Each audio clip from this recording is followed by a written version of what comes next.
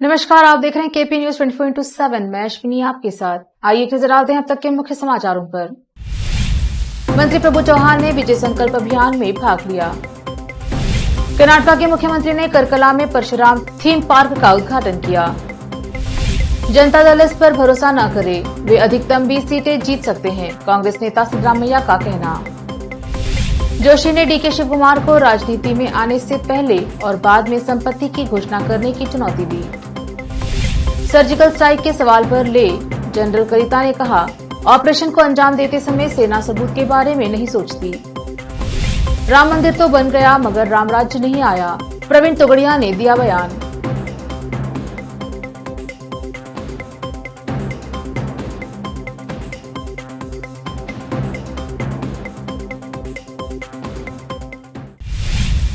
अब समाचार विस्तार से। पहले समाचार स्थानीय। पशुपालन मंत्री प्रभु बी चौहान ने चिंताकी गांव में भारतीय जनता पार्टी और बी मंडल की ओर से विजय संकल्प अभियान में हिस्सा लिया। इस अवसर पर बोलते हुए मंत्री ने कहा कि केंद्र और राज्य में भाजपा के नेतृत्व वाली सरकार ने देश में अभूतपूर्व विकास किया है। पहले सरकारी सुविधाओं को जनता दल तक पहुंचाने में तरह तरह की बाधाओं का सामना करना पड़ता था। नरेंद्र मोदी के प्रधानमंत्री बनने के बाद से सरकार की योजनाओं में पारदर्शिता आई है। उन्होंने कहा कि सरकारी सुविधा की राशि डीबीटी के माध्यम से सीधे लाभार्थी के खाते में डाली जाती है। मेरे विधायक बनने के बाद से औरादबी विधानसभा क्षेत्र में काफी विकास कार्य हुए हैं। मैं उद्योगों को लाने और क्षेत्र में रोजगार के अवसर पैदा करने के संकल्प के साथ काम करने गया था। मैंने सड़क, पानी और बिजली जैसी बुनियादी सुविधाएं मुहैया कराने का काम किया है। उन्होंने कहा कि आने वाले दिनों में क्षेत्र में नए उद्योग स्थापित करने का प्रयास किया गया है। अब समाचार राज्य की। परशुराम थीम पार्क भगवान परशुराम की 33 फुट की कांस्य प्रतिमा के साथ मुख्यमंत्री बसवराज बोम्मे द्वारा कर्नाटक के उडुपी जिले के बेलूर में उमिकल पहाड़ी के ऊपर उद्घाटन किया गया। करकला तालुका में शुक्रवार शाम उद्घाटन के बाद बोलते हुए मुख्यमंत्री ने कहा कि तटीय कर्नाटक में संस्कृति और मंदिर पर्यटन को बढ़ावा देने के लिए एक मास्टर प्लान तैयार किया जाएगा। बोम्मे ने कहा कि तटीय क्षेत्र में पर्यटकों को आकर्षित करने की अपार संभावनाएं हैं और सरकार पर्यटन को बढ़ावा देने के लिए कई योजनाएं बना रही है। सरकार का लक्ष्य बंदरगाहों और सड़कों को विकसित करके क्षेत्र में समग्र विकास करना है। उन्होंने कहा कि सरकार पैकेज द्वारा वादे नहीं करना चाहती, बल्कि लोगों के जीवन को बेहतर बनाने की कोशिश कर रही है। कांग्रेस के वरिष्ठ नेता सिद्धरामैया ने लोगों से जेडीएस पर भरोसा नहीं करने के लिए कहा है और दावा किया कि क्षेत्रीय पार्टी 224 सदस्यीय विधानसभा में अधिकतम 20 से 22 सीटें जीत सकती हैं और सत्ता में नहीं आ सकती। वो कलिंगा बहुल मांड्या जिला जेडीएस का गढ़ है। भाजपा सरकार को सांप्रदायिक, भ्रष्ट और जनविरोधी बताते हुए पूर्व मुख्यमंत्री ने लोगों से इसे हटाने और कांग्रेस को कर्नाटक में सत्ता में आने का मौका देने के लिए कहा, जहां मई तक विधानसभा चुनाव होने हैं। पिछली बार 7 सीटों में से मांड्या जिले में आपने मतदाताओं ने हमें एक भी सीट नहीं दी। सभी 7 सीटें जेडीएस ने जीती थी। इस बार ऐसा न करे। 7 में से कांग्रेस को कम से कम 5 या 6 सीटों पर जिताए। कांग्रेस का सत्ता में आना उतना ही सच है जितना पूर्व में सूरज का उगना। जब हम सरकार बनाते हैं तो आपका हिस्सा भी होना चाहिए। इसीलिए कम से कम 5 से 6 विधायक भेजें, देखें कि वे इसका हिस्सा हों। हम मांड्या के किसानों के साथ भी रहेंगे और आपके लिए काम करेंगे।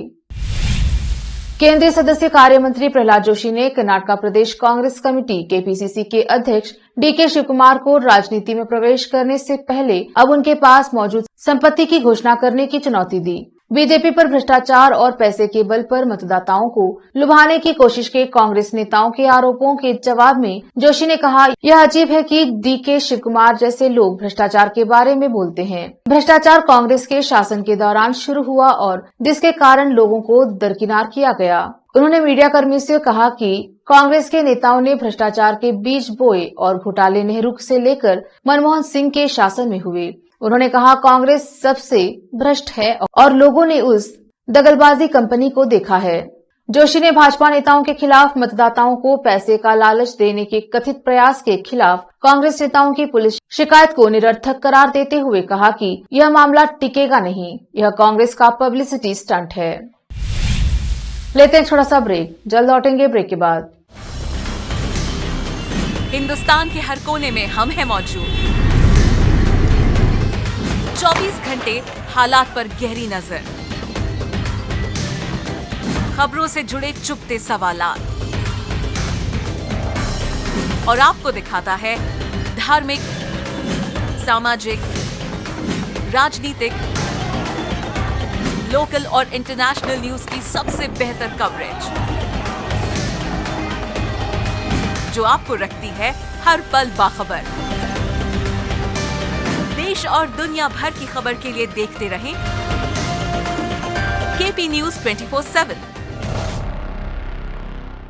नूर एजुकेशन ट्रस्ट बीदर की ओर से चलाए जाने वाला Noor MEd and BEd college Bidar, recognised by NCTE Delhi and affiliated to Gulbarga University, Gulbarga. Admission are open for the academic year 2022-23. विशेषज्ञ और सक्षम शिक्षकों द्वारा शिक्षा प्राप्त करने के लिए नूर एमएड एंड बीएड कॉलेज में दाखिला लें और शांत वातावरण में शिक्षा प्राप्त करें। बीदर शहर में बेहतर शिक्षा का एकमात्र केंद्र Noor MEd and BEd college, Shahpur gate, Bidar. Phone numbers 9945283920, 8482221297। Break के बाद स्वागत है आपका। देखते हैं आगे के समाचार। हाल ही में एक बार फिर सर्जिकल स्ट्राइक और उसके सबूतों पर चर्चा ने जोर पकड़ा हुआ है। राजनीतिक बयानबाजी के बीच अब सेना की ओर से कहा गया है कि किसी ऑपरेशन को अंजाम देते समय सेना सबूत के बारे में नहीं सोचती। पाकिस्तान में 2016 में किए गए सर्जिकल स्ट्राइक के सबूत की कुछ विपक्षी नेताओं की मांग के बीच थल सेना का यह बयान सामने आया है। थल सेना के पूर्वी कमान के GOC in C lieutenant general RP Kalita ने शुक्रवार को कहा कि किसी भी अभियान को अंजाम देते समय सेना कभी भी कोई सबूत रखने के बारे में नहीं सोचती। कुछ विपक्षी नेताओं की हाल की मांगों पर कोलकाता में पत्रकारों के एक राजनीतिक सवाल का जवाब देने से इनकार करते हुए उन्होंने कहा कि देश भारतीय सेना पर भरोसा करता है। प्रेस क्लब कोलकाता में प्रेस से मिलिए कार्यक्रम में उन्होंने कहा, यह एक राजनीतिक सवाल है, इसीलिए मैं इस पर टिप्पणी करना पसंद नहीं करता। मुझे लगता है कि देश भारतीय सशस्त्र बलों पर भरोसा करता है। कुछ पूछे जाने पर कि क्या अभियान के दौरान सेना कोई सबूत रखती है, उन्होंने ना में जवाब दिया। उन्होंने कहा, जब हम कोई अभियान करने जाते हैं तो हम उस अभियान का कोई सबूत नहीं रखते।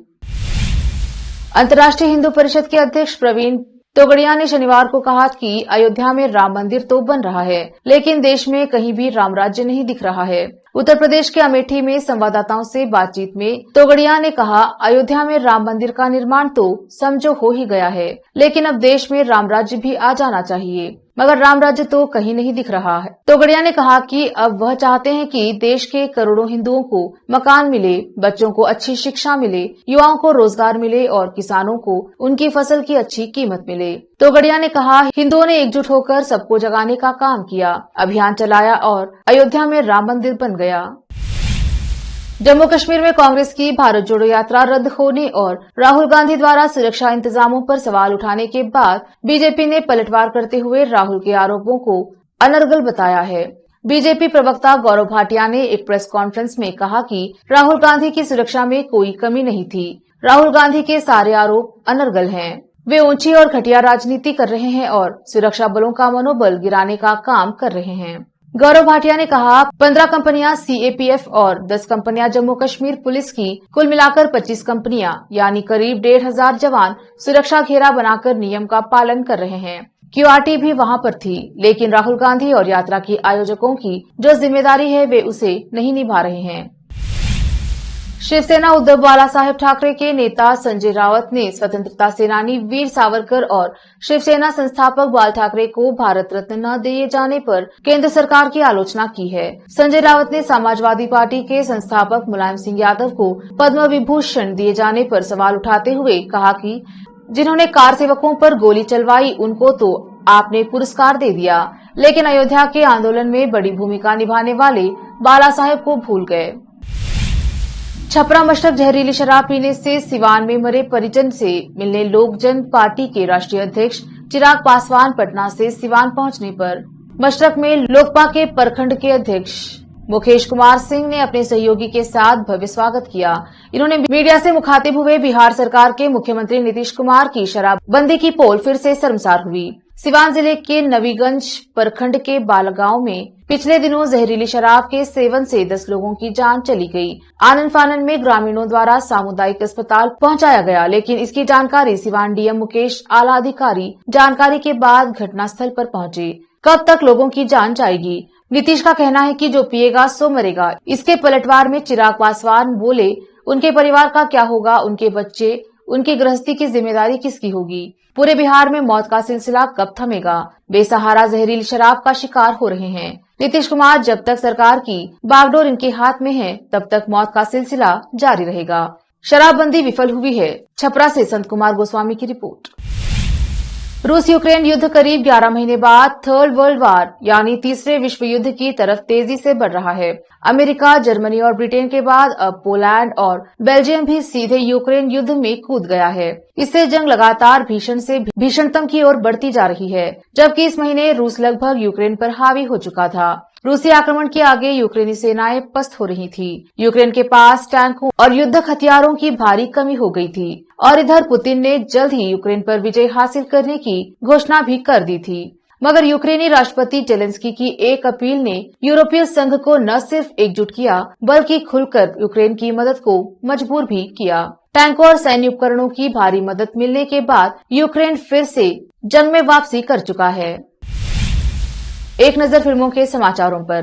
पठान की आंधी में झूम रही दुनिया। शाहरुख खान की फिल्म ने तीसरे दिन की छप्पर फाट कमाई। अब समाचार खेल जगत की।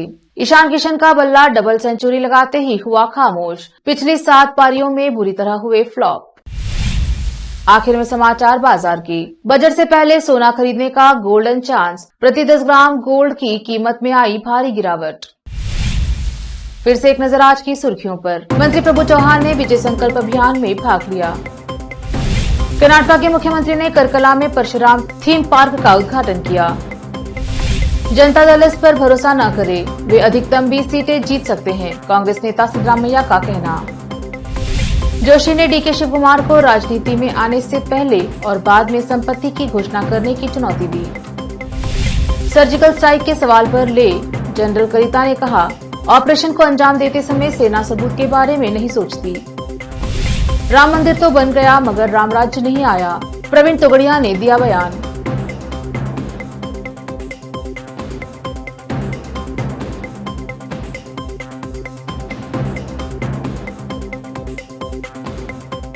केपी न्यूज के 9 बजे के बुलेटिन में आज इतना ही। देखते रहिए केपी न्यूज 24/7। धन्यवाद।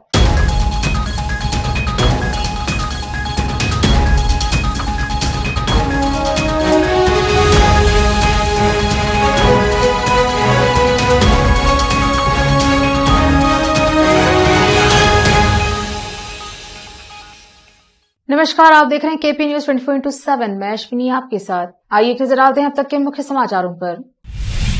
मंत्री प्रभु चौहान ने विजय संकल्प अभियान में भाग लिया। कर्नाटक के मुख्यमंत्री ने करकला में परशुराम थीम पार्क का उद्घाटन किया। जनता दल इस पर भरोसा न करे, वे अधिकतम 20 सीटें जीत सकते हैं, कांग्रेस नेता सिद्धरामैया का कहना। जोशी ने डीके शिव कुमार को राजनीति में आने से पहले और बाद में संपत्ति की घोषणा करने की चुनौती दी। सर्जिकल स्ट्राइक के सवाल पर ले जनरल कलिता ने कहा, ऑपरेशन को अंजाम देते समय सेना सबूत के बारे में नहीं सोचती। राम मंदिर तो बन गया मगर राम राज्य नहीं आया, प्रवीण तोगड़िया ने दिया बयान।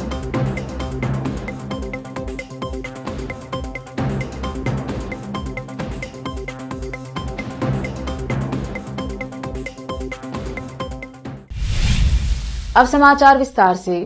पहले समाचार स्थानीय।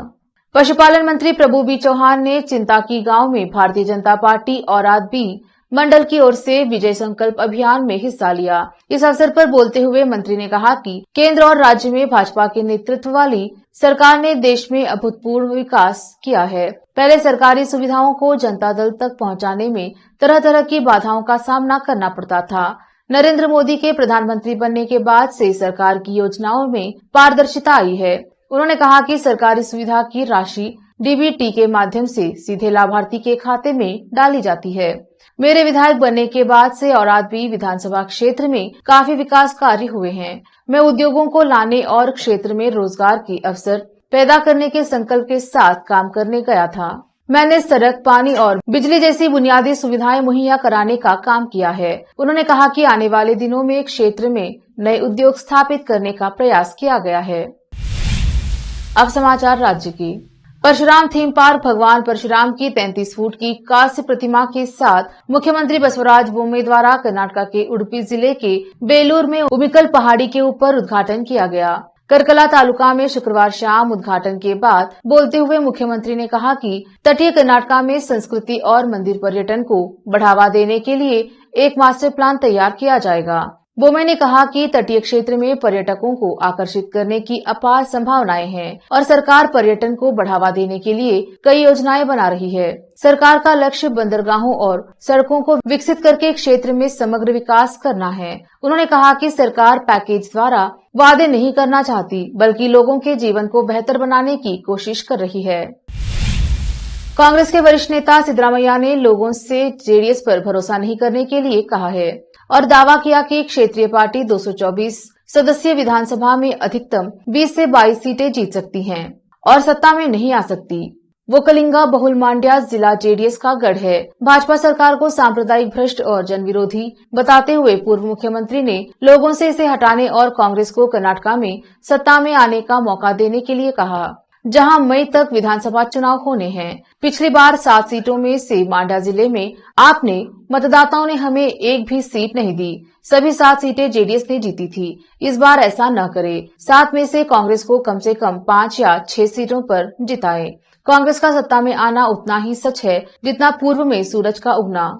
जब हम सरकार बनाते हैं तो आपका हिस्सा भी होना चाहिए। इसीलिए कम से कम 5 से 6 विधायक भेजें, देखें कि वे इसका हिस्सा हों। हम मांड्या के किसानों के साथ भी रहेंगे और आपके लिए काम करेंगे। केंद्रीय सदस्य कार्य मंत्री प्रहलाद जोशी ने कर्नाटक प्रदेश कांग्रेस कमेटी केपीसीसी के अध्यक्ष डीके शिवकुमार को राजनीति में प्रवेश करने से पहले अब उनके पास मौजूद संपत्ति की घोषणा करने की चुनौती दी। बीजेपी पर भ्रष्टाचार और पैसे के बल पर मतदाताओं को लुभाने की कोशिश के कांग्रेस नेताओं के आरोपों के जवाब में जोशी ने कहा, यह अजीब है कि डीके शिवकुमार जैसे लोग भ्रष्टाचार के बारे में बोलते हैं। भ्रष्टाचार कांग्रेस के शासन के दौरान शुरू हुआ और जिसके कारण लोगों को दरकिनार किया गया। उन्होंने मीडिया कर्मी से कहा कि कांग्रेस के नेताओं ने भ्रष्टाचार के बीज बोए और घोटाले नेहरू से लेकर मनमोहन सिंह के शासन में हुए। उन्होंने कहा, कांग्रेस सबसे भ्रष्ट है और लोगों ने उस दगलबाजी कंपनी को देखा है। जोशी ने भाजपा नेताओं के खिलाफ मतदाताओं को पैसे का लालच देने के कथित प्रयास के खिलाफ कांग्रेस नेताओं की पुलिस शिकायत को निरर्थक करार देते हुए कहा कि यह मामला टिकेगा नहीं, यह कांग्रेस का पब्लिसिटी स्टंट है। लेते हैं छोटा सा ब्रेक, जल्द लौटेंगे ब्रेक के बाद। हिंदुस्तान के हर कोने में हम हैं मौजूद। 24 घंटे हालात पर गहरी नजर, खबरों से जुड़े चुपते सवालात और आपको दिखाता है धार्मिक, सामाजिक, राजनीतिक, लोकल और इंटरनेशनल न्यूज की सबसे बेहतर कवरेज, जो आपको रखती है हर पल बाखबर। देश और दुनिया भर की खबर के लिए देखते रहें KP news 24/7। Noor education trust Bidar की ओर से चलाए जाने वाला Noor MEd and BEd college Bidar, recognised by NCTE Delhi and affiliated to Gulbarga University, Gulbarga. Admission are open for the academic year 2022-23. विशेषज्ञ और सक्षम शिक्षकों द्वारा शिक्षा प्राप्त करने के लिए नूर एमएड एंड बीएड कॉलेज में दाखिला लें और शांत वातावरण में शिक्षा प्राप्त करें। बीदर शहर में बेहतर शिक्षा का एकमात्र केंद्र Noor MEd and BEd college, Shahpur gate, Bidar.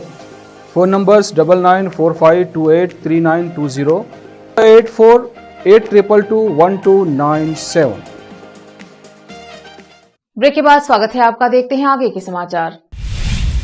हाल ही में एक बार फिर सर्जिकल स्ट्राइक और उसके सबूतों पर चर्चा ने जोर पकड़ा हुआ है। राजनीतिक बयानबाजी के बीच अब सेना की ओर से कहा गया है कि किसी ऑपरेशन को अंजाम देते समय सेना सबूत के बारे में नहीं सोचती। पाकिस्तान में 2016 में किए गए सर्जिकल स्ट्राइक के सबूत की कुछ विपक्षी नेताओं की मांग के बीच थल सेना का यह बयान सामने आया है। थल सेना के पूर्वी कमान के GOC in C lieutenant general RP Kalita ने शुक्रवार को कहा कि किसी भी अभियान को अंजाम देते समय सेना कभी भी कोई सबूत रखने के बारे में नहीं सोचती। कुछ विपक्षी नेताओं की हाल की मांगों पर कोलकाता में पत्रकारों के एक राजनीतिक सवाल का जवाब देने से इनकार करते हुए उन्होंने कहा कि देश भारतीय सेना पर भरोसा करता है। प्रेस क्लब कोलकाता में प्रेस से मिलिए कार्यक्रम में उन्होंने कहा, यह एक राजनीतिक सवाल है, इसीलिए मैं इस पर टिप्पणी करना पसंद नहीं करता। मुझे लगता है कि देश भारतीय सशस्त्र बलों पर भरोसा करता है। कुछ पूछे जाने पर कि क्या अभियान के दौरान सेना कोई सबूत रखती है, उन्होंने ना में जवाब दिया। उन्होंने कहा, जब हम कोई अभियान करने जाते हैं तो हम उस अभियान का कोई सबूत नहीं रखते। अंतर्राष्ट्रीय हिंदू परिषद के अध्यक्ष प्रवीण तोगड़िया ने शनिवार को कहा कि अयोध्या में राम मंदिर तो बन रहा है, लेकिन देश में कहीं भी राम राज्य नहीं दिख रहा है। उत्तर प्रदेश के अमेठी में संवाददाताओं से बातचीत में तोगड़िया ने कहा, अयोध्या में राम मंदिर का निर्माण तो समझो हो ही गया है, लेकिन अब देश में राम राज्य भी आ जाना चाहिए, मगर राम राज्य तो कहीं नहीं दिख रहा है। तोगड़िया ने कहा कि अब वह चाहते हैं कि देश के करोड़ों हिंदुओं को मकान मिले, बच्चों को अच्छी शिक्षा मिले, युवाओं को रोजगार मिले और किसानों को उनकी फसल की अच्छी कीमत मिले। तोगड़िया ने कहा, हिंदुओं ने एकजुट होकर सबको जगाने का काम किया, अभियान चलाया और अयोध्या में राम मंदिर बन गया। जम्मू कश्मीर में कांग्रेस की भारत जोड़ो यात्रा रद्द होने और राहुल गांधी द्वारा सुरक्षा इंतजामों पर सवाल उठाने के बाद बीजेपी ने पलटवार करते हुए राहुल के आरोपों को अनर्गल बताया है। बीजेपी प्रवक्ता गौरव भाटिया ने एक प्रेस कॉन्फ्रेंस में कहा कि राहुल गांधी की सुरक्षा में कोई कमी नहीं थी। राहुल गांधी के सारे आरोप अनर्गल हैं। वे ऊंची और घटिया राजनीति कर रहे हैं और सुरक्षा बलों का मनोबल गिराने का काम कर रहे हैं। गौरव भाटिया ने कहा, 15 कंपनियां सीएपीएफ और 10 कंपनियां जम्मू कश्मीर पुलिस की कुल मिलाकर 25 कंपनियां यानी करीब 1,500 जवान सुरक्षा घेरा बनाकर नियम का पालन कर रहे हैं। क्यूआरटी भी वहां पर थी, लेकिन राहुल गांधी और यात्रा की आयोजकों की जो जिम्मेदारी है वे उसे नहीं निभा रहे हैं। शिवसेना उद्धव बाला साहेब ठाकरे के नेता संजय राउत ने स्वतंत्रता सेनानी वीर सावरकर और शिवसेना संस्थापक बाल ठाकरे को भारत रत्न न दिए जाने पर केंद्र सरकार की आलोचना की है। संजय राउत ने समाजवादी पार्टी के संस्थापक मुलायम सिंह यादव को पद्म विभूषण दिए जाने पर सवाल उठाते हुए कहा कि जिन्होंने कार सेवकों पर गोली चलवाई उनको तो आपने पुरस्कार दे दिया, लेकिन अयोध्या के आंदोलन में बड़ी भूमिका निभाने वाले बाला साहेब को भूल गए। छपरा मशरक जहरीली शराब पीने से सिवान में मरे परिजन से मिलने लोक जन पार्टी के राष्ट्रीय अध्यक्ष चिराग पासवान पटना से सिवान पहुंचने पर मशरक में लोकपा के प्रखंड के अध्यक्ष मुकेश कुमार सिंह ने अपने सहयोगी के साथ भव्य स्वागत किया। इन्होंने मीडिया से मुखातिब हुए बिहार सरकार के मुख्यमंत्री नीतीश कुमार की शराबबंदी की पोल फिर से शर्मसार हुई। सिवान जिले के नवीगंज प्रखंड के बालगांव में पिछले दिनों जहरीली शराब के सेवन से 10 लोगों की जान चली गई। आनन फानन में ग्रामीणों द्वारा सामुदायिक अस्पताल पहुंचाया गया, लेकिन इसकी जानकारी सिवान डीएम मुकेश आला अधिकारी जानकारी के बाद घटनास्थल पर पहुंचे। कब तक लोगों की जान जाएगी? नीतीश का कहना है कि जो पिएगा सो मरेगा। इसके पलटवार में चिराग पासवान बोले, उनके परिवार का क्या होगा, उनके बच्चे, उनकी गृहस्थी की जिम्मेदारी किसकी होगी? पूरे बिहार में मौत का सिलसिला कब थमेगा? बेसहारा जहरीली शराब का शिकार हो रहे हैं नीतीश कुमार। जब तक सरकार की बागडोर इनके हाथ में है, तब तक मौत का सिलसिला जारी रहेगा। शराबबंदी विफल हुई है। छपरा से संत कुमार गोस्वामी की रिपोर्ट। रूस यूक्रेन युद्ध करीब 11 महीने बाद थर्ड वर्ल्ड वार यानी तीसरे विश्व युद्ध की तरफ तेजी से बढ़ रहा है। अमेरिका, जर्मनी और ब्रिटेन के बाद अब पोलैंड और बेल्जियम भी सीधे यूक्रेन युद्ध में कूद गया है। इससे जंग लगातार भीषण से भीषणतम की ओर बढ़ती जा रही है, जबकि इस महीने रूस लगभग यूक्रेन पर हावी हो चुका था। रूसी आक्रमण के आगे यूक्रेनी सेनाएं पस्त हो रही थी। यूक्रेन के पास टैंकों और युद्धक हथियारों की भारी कमी हो गई थी और इधर पुतिन ने जल्द ही यूक्रेन पर विजय हासिल करने की घोषणा भी कर दी थी। मगर यूक्रेनी राष्ट्रपति जेलेंस्की की एक अपील ने यूरोपीय संघ को न सिर्फ एकजुट किया, बल्कि खुलकर यूक्रेन की मदद को मजबूर भी किया। टैंकों और सैन्य उपकरणों की भारी मदद मिलने के बाद यूक्रेन फिर से जंग में वापसी कर चुका है। एक नजर फिल्मों के समाचारों पर।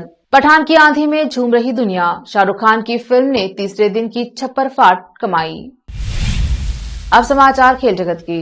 ईशान किशन का बल्ला डबल सेंचुरी लगाते ही हुआ खामोश। पिछली 7 पारियों में बुरी तरह हुए फ्लॉप। आखिर में समाचार बाजार की। बजट से पहले सोना खरीदने का गोल्डन चांस, प्रति 10 ग्राम गोल्ड की कीमत में आई भारी गिरावट। फिर से एक नजर आज की सुर्खियों पर। मंत्री प्रभु चौहान ने विजय संकल्प अभियान में भाग लिया। कर्नाटक के मुख्यमंत्री ने करकला में परशुराम थीम पार्क का उद्घाटन किया। जनता दल इस पर भरोसा न करे, वे अधिकतम 20 सीटें जीत सकते हैं, कांग्रेस नेता सिद्धरामैया का कहना। जोशी ने डीके शिव कुमार को राजनीति में आने से पहले और बाद में संपत्ति की घोषणा करने की चुनौती दी। सर्जिकल स्ट्राइक के सवाल पर ले जनरल कलिता ने कहा, ऑपरेशन को अंजाम देते समय सेना सबूत के बारे में नहीं सोचती। राम मंदिर तो बन गया मगर राम राज्य नहीं आया, प्रवीण तोगड़िया ने दिया बयान।